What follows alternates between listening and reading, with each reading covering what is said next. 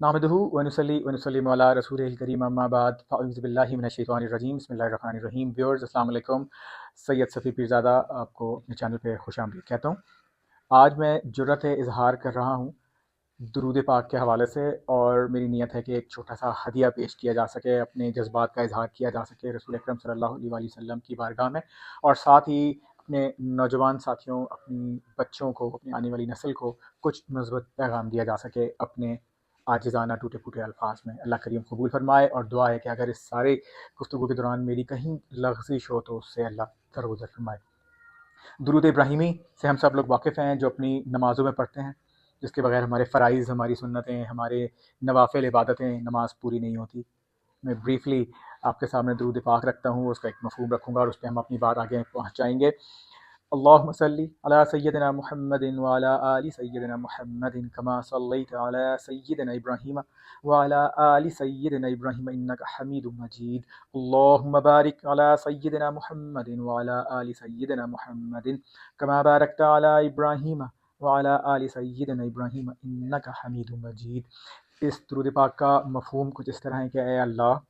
تو رسول اکرم محمد مصطفیٰ صلی اللہ تعالیٰ علیہ وآلہ وصحبہ وسلم اور ان کی اولاد پر اس طرح برکتیں، رحمتیں اور درود نازل فرما جیسا کہ تو نے حضرت ابراہیم علیہ السلام اور ان کی اولاد پر نازل فرمائی، اور بے شک تو بہت تعریف کیے جانے والا اور بہت بزرگ و برتر ہے۔ ناظرین کرام، دو نکات اس درود پاک کے حوالے سے میں رکھوں گا۔ پہلی چیز تو یہ کہ رسول اکرم صلی اللہ علیہ وآلہ وسلم جیسی بے مثل شخصیت کے لیے اللہ کریم نے اگر حضرت ابراہیم علیہ السلام کا انتخاب کیا، اس ریفرنس سے ہمیں درود پڑھنے اور دعا کرنے کو کہا، تو کیوں؟ ایسی کیا مشابہت ہے کسی حد تک حضرت ابراہیم علیہ السلام کی رسول اکرم صلی اللہ علیہ وآلہ وسلم کے ساتھ؟ اور دوسری چیز یہ کہ کیونکہ مثل یا مثال یا نظیر تو کوئی ہے ہی نہیں رسول اکرم صلی اللہ علیہ وآلہ وسلم کی، تو پھر اس سے کیا مراد ہے کہ ویسے برکتیں اور درود اور رحمت نازل فرما جیسا کہ حضرت ابراہیم اور ان کی اولاد پہ نازل فرمائی؟ تو یہ ان کے جیسا برکتوں سے کیا مراد ہے، اس کے اوپر تھوڑی سی ہم بات کریں گے۔ رسول اکرم صلی اللہ علیہ وآلہ وسلم ایک اپنے آپ کو حضرت ابراہیم علیہ السلام کی دعا کہا کرتے تھے۔ حضرت ابراہیم علیہ السلام سے ان کا روحانی تعلق بہت زیادہ تھا، نسبی تعلق تو تھا ہی اپنی جگہ پہ، روحانی طور پہ حضرت ابراہیم علیہ السلام نے کعبہ شریف کی تعمیر کے وقت دعا کی تھی کہ اللہ، میں مفہوم بیان کروں کہ اللہ میری اولاد سے ایسے پیغمبر کو بھیج جو کہ اس پیغام کو آگے بڑھائے اور تا قیامت لے کے چلے۔ یہ ایک مفہوم میں بیان کروں گا۔ اسی لیے رسول اکرم صلی اللہ علیہ وسلم اپنے آپ کو حضرت ابراہیم علیہ السلام کی دعا کہا کرتے تھے۔ تو میں ان دونوں انبیاء کرام کی تین حوالے سے باتیں کروں گا، آلدو مثالیں بہت مختلف ہیں اور ان کا آپس میں کوئی مقابلہ نہیں ہے، لیکن دونوں کی تین حوالوں سے میں مثالیں دینا چاہوں گا۔ پہلی چیز، اللہ تعالیٰ پہ یقین، ایمان پختہ اللہ کے حوالے سے، اللہ کی توحید کے حوالے سے یقین، عقیدہ۔ دوسری چیز، عقیدہ ہونے کے ساتھ ساتھ اللہ تعالیٰ کے تمام احکامات پر سر تسلیم خم کرنا اور بغیر کسی ہچکچاہٹ کے ان کے اوپر عمل کرنا۔ تیسری چیز، قربانی کو پیش کرنا، چاہے وہ اپنی ہو، اپنے ذات کی ہو، اپنی اولاد کی ہو، اپنے خاندان کی ہو، اپنے قبیلے کی ہو، اپنے علاقے کی ہو، مالی ہو، مادی ہو، ہر لحاظ سے قربانی کو پیش کرنا۔ تو یہ تین صفات ہیں جن کی وجہ سے بہت ممتاز مقام ہے حضرت ابراہیم علیہ السلام کا، اور ہمارے نبی کریم صلی اللہ علیہ وآلہ وسلم کا تو مقابلہ ہی کوئی نہیں۔ پہلی چیز یہ کہ دونوں ہی توحید کے علم بردار۔ دوسری خصوصیت یہ کہ دونوں ہی عالمگیر مذاہب کے کو پھیلانے والے، لانے والے ہیں، حضرت ابراہیم علیہ السلام بھی اور حضور اکرم صلی اللہ علیہ وآلہ وسلم بھی۔ تیسری چیز یہ کہ دونوں ہی کی تبلیغ کا منبع اور مرکز مکہ معظمہ رہا۔ اور پھر ایک اور خصوصیت یا ایک اور مشترک چیز یہ کہ دونوں ہی نے مکہ معظمہ سے ہجرت فرمائی اللہ کے حکم پہ۔ پھر ایک اور مشترک چیز یہ کہ دونوں نے ہی کعبہ شریف کو بتوں سے خالی کروایا۔ ایک اور مشترک صرف یہ کہ دونوں ہی نے جب اپنی دعوت تبلیغ و دعوت توحید کا سلسلہ شروع کیا تو ان کی قوم، ان کا قبیلہ اور اس کے جو سرداران تھے وہ مختلف خداؤں کی پرستش میں مبتلا تھے، تو ان کو ایک خدا کا پیغام دیا، ایک خدا کی طرف لے کے آنے کی بات کی۔ پھر ایک اور مشترک صرف یہ ہے کہ دونوں ہی کے خلاف ان کے اپنے قبیلے، ان کے اپنے رشتہ دار سفارا ہو گئے، ان کو شدید ترین تکالیف پہنچائیں۔ پھر ایک اور صرف یہ ہے کہ دونوں ہی کی اولادوں نے قربانی کے لیے اپنے آپ کو پیش کیا اور کسی قسم کی ہچکچاہٹ کا مظاہرہ نہیں کیا۔ اور ہجرت کے حوالے سے دونوں کی ایک اور مشابہت یہ ہے کہ دونوں نے ہی اپنے خاندانوں کو، اپنے قبیلے کو چھوڑ کے ہجرت فرمائی. دونوں کی ہی جانوں کو کئی موقع پہ آزمایا گیا اور جانی قربانی دینے کے حوالے سے بات اللہ کریم کا حکم دیا گیا، اور دونوں ہی ثابت قدم رہے. اور دونوں کی ہی جسمانی قربانی کا اللہ تعالیٰ نے حکم دیا، اور دونوں نے اپنی اپنے طور پہ اپنے جسموں کی قربانی پیش کی. لیکن ایک تو فرق بھی اللہ کریم نے رکھا ہے ان دونوں کی قربانیوں میں. وہ کس طرح؟ حضرت ابراہیم علیہ السلام کو جب حکم ہوا کہ اپنے بیوی اور اپنے بیٹے کو خانہ کعبہ کے قریب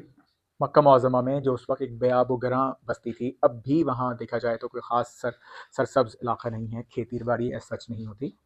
اور پانی کی قلت اس وقت شدید تھی. اب تو وہاں زمزم کا ایک معجزہ موجود ہے. تو ویئرز، یہ تو تھیں کچھ مشابہت دونوں پیغمبروں کے اندر. اب میں آتا ہوں کچھ جو مختلف پہلو ہیں اس حوالے سے، اور پھر ہم آئیں گے اپنے اس پوڈ کاسٹ کے دوسرے نقطے کی طرف کہ کیسے رسول اکرم صلی اللہ علیہ وآلہ وسلم کا مقام و مرتبہ بے مثل ہے اس درود پاک کی روشنی میں. حضرت ابراہیم علیہ السلام کو جب حکم ہوا کہ اپنی بیوی اور اپنے بیٹے کو ایک بے آب و گراں وادی میں چھوڑ کے چلے جاؤ، وہ چھوڑ کے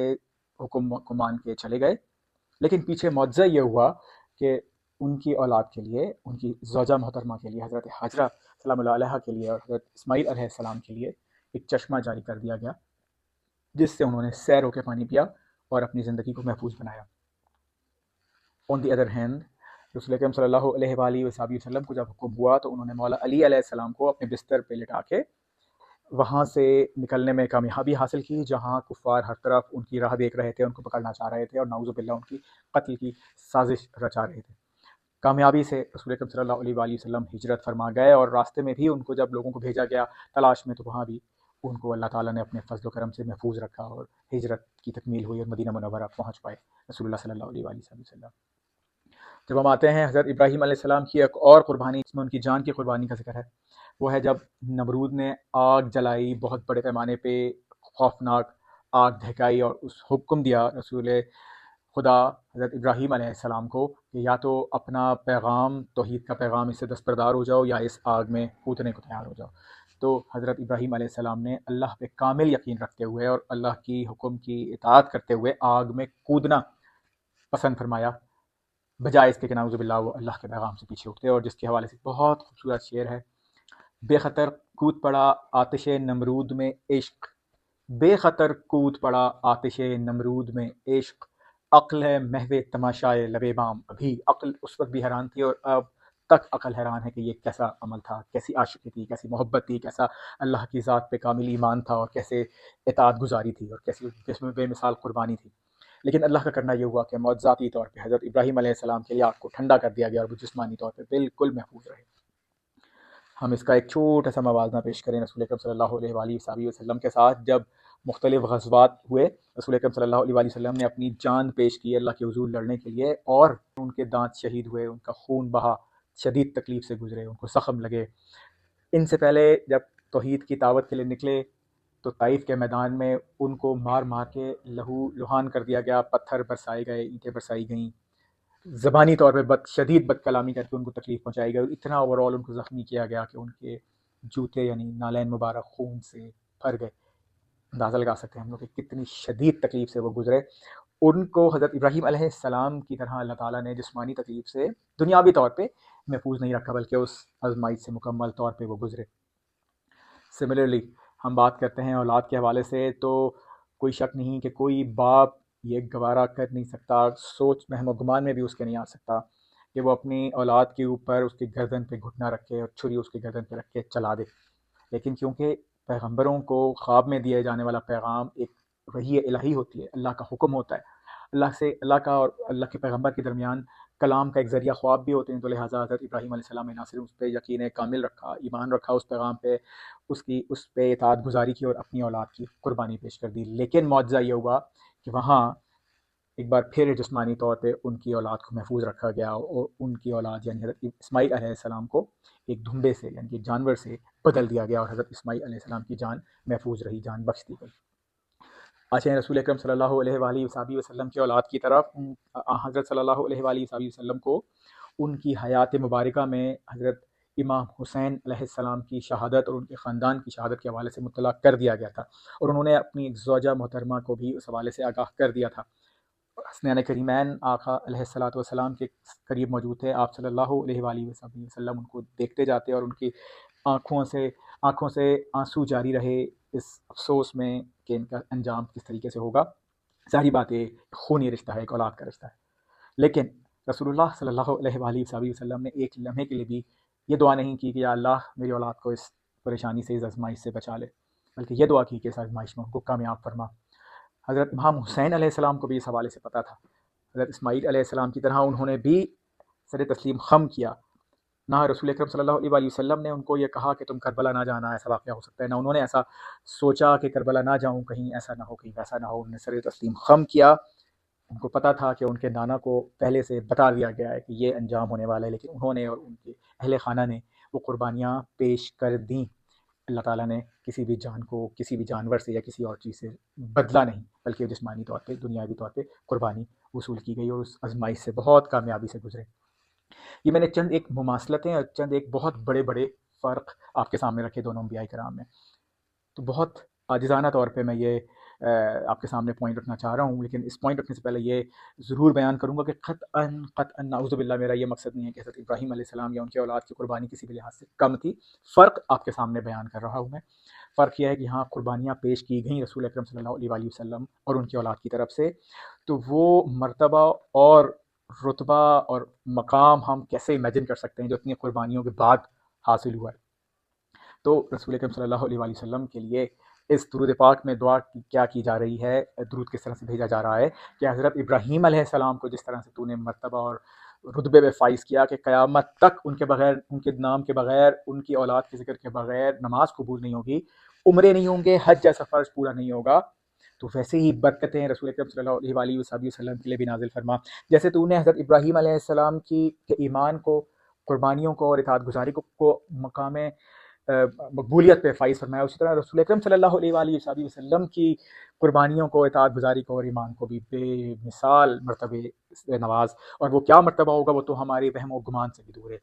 ہم اس درود پاک میں دعا کر رہے ہیں کہ جیسے تا قیامت حضرت ابراہیم علیہ السلام کا پیغام اور نام جاری و ساری رہے گا، ویسے ہی رسول اکرم صلی اللہ علیہ وآلہ وسلم کے نام، کام اور ان کی قربانیوں میں برکت رہے اور ان کو ان کا اجر ملتا رہے۔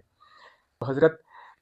رسول اللہ صلی اللہ علیہ وآلہ وسلم سے بہترین اجر تو کوئی ہو ہی نہیں سکتا جو حضرت ابراہیم علیہ السلام کو اپنی دعا کی صورت میں مل گیا۔ اور دعا اس درود شریف میں یہ ہے کہ رسول اکرم صلی اللہ علیہ وآلہ وسلم کا بھی فیوز برکات تا قیامت پھیلتی رہیں، چلتی رہیں، اور یقیناً اللہ کریم میرے خیال اسی دعا کے وسیلے سے اپنا وہ وعدہ بھی پورا فرمائے گا، جہاں قیامت سے پہلے پوری دنیا میں اسلام کا بول بالا ہوگا، غلبہ ہوگا، راج ہوگا، اور تمام لوگ جو ہوں گے اس وقت مسلمان ہوں گے، اور تمام امت رسول اللہ صلی اللہ تعالیٰ علیہ وآلہ وسلم میں ہوں گے۔ بات کا خلاصہ یا اختتام اس طرح سے میں کرنا چاہوں گا کہ ہمارے لیے اس میں کیا سبق ہے، وہ یہ کہ قربانی کے بغیر اللہ تعالیٰ نے بلند مرتبے نہیں نصیب فرمائے، یہاں تک کہ اپنے محبوب ترین انبیاء کرام کی سے بھی بے شمار قربانیاں لی۔ تو قربانیاں کسی بھی فارم میں ہوں، اولاد کی ہوں، مال کی ہوں، جان کی ہوں، کسی بھی انداز میں ہمیں ان سے پیچھے نہیں ہٹنا، اللہ کے حکم کے آگے اللہ کی راہ میں سر تسلیم خم کرنا ہے، کیونکہ ہم یہ جانتے ہیں، ہم نے یہ سیکھا ہے، ہمیں یہ پیغام ملا ہے کہ ان قربانیوں کے ذریعے اللہ کی قربت ملتی ہے اور مقام بلند ہوتا ہے۔ مجھے یہ یقین ہے کہ اس وقت جو غزہ میں صورتحال چل رہی ہے، یقیناً وہاں کے جو لوگ ہیں، بچے، بوڑھے، جوان، عورتیں، مرد، اسی جذبے کے تحت قربانیاں دے رہے ہیں کہ وہ ہر قربانی کے بعد اللہ کریم کے قریب سے قریب تر ہوتے چلے جا رہے ہیں۔ اللہ کریم ہمیں بھی ثابت قدم رہنے کی توفیق عطا فرمائے۔ رسول اللہ صلی اللہ علیہ وآلہ وسلم کا، اللہ تبارک و تعالیٰ کا پیغام سب سے پہلے پڑھنے، پھر اس کو سمجھنے، اس پر عمل کرنے اور اس کو دوسروں تک پہنچانے کی توفیق مرحمت فرمائے، آمین ثم آمین۔ کوئی مثل مصطفیٰ کا کبھی تھا نہ ہے نہ ہوگا، کوئی مثل مصطفیٰ کا، کوئی مثل مصطفیٰ کا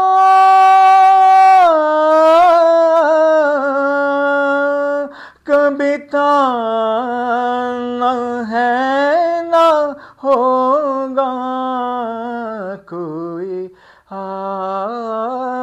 کا مماثل، کوئی آپ کا مماثل کبھی تھا نہ ہے نہ ہوگا، کوئی آپ کا